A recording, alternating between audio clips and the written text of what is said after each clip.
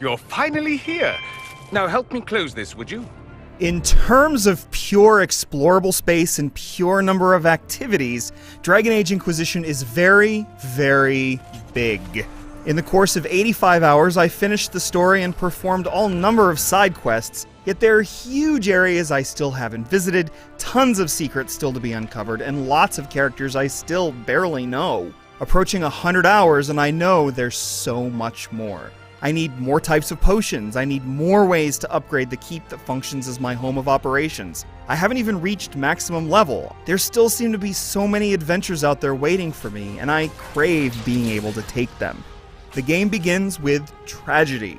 You are the right person at the wrong time, escaping with your life even as countless others have lost theirs. Whether you live by chance or whether the Maker himself has marked you for a greater purpose isn't yet clear. But you have been marked by a magical sigil on your hand that closes rifts that now appear in the skies.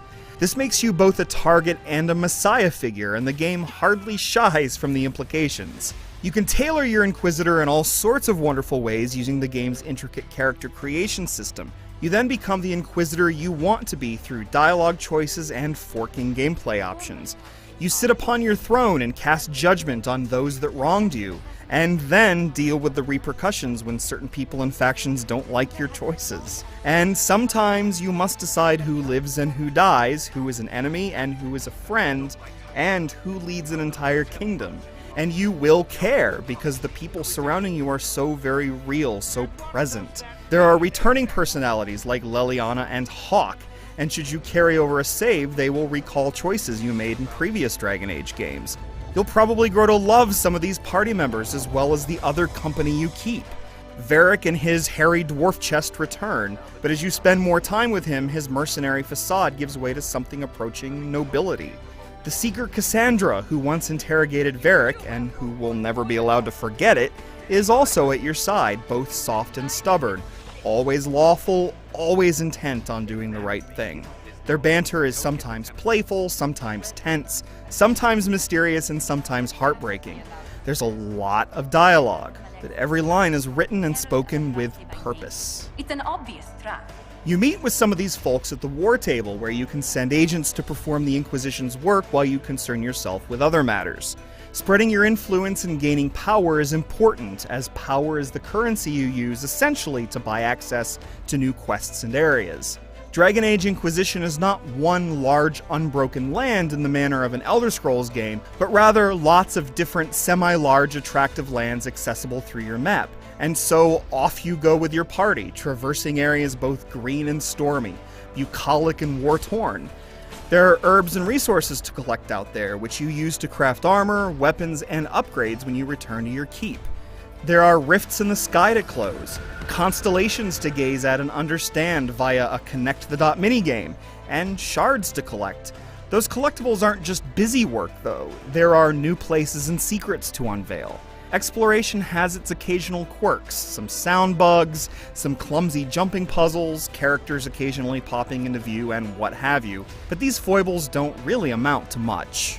The combat is likely to be Dragon Age Inquisition's most divisive feature. It's fun and colorful, and if you bemoaned the loss of the tactical camera in Dragon Age 2, not only is it back, but it's back even on consoles.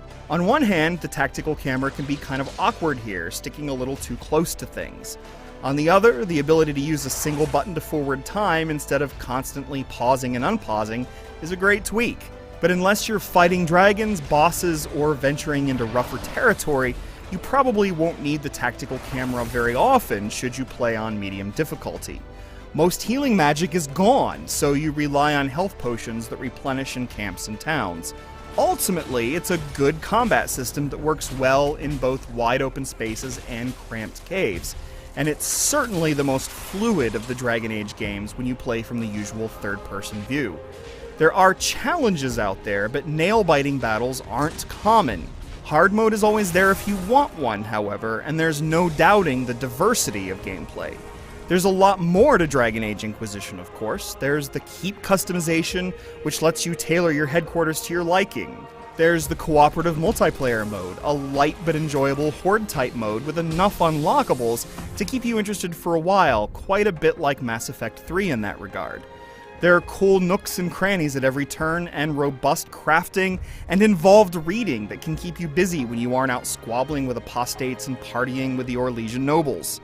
Dragon Age Inquisition is fun and surprising, and a terrific melding of combat, storytelling, and exploration.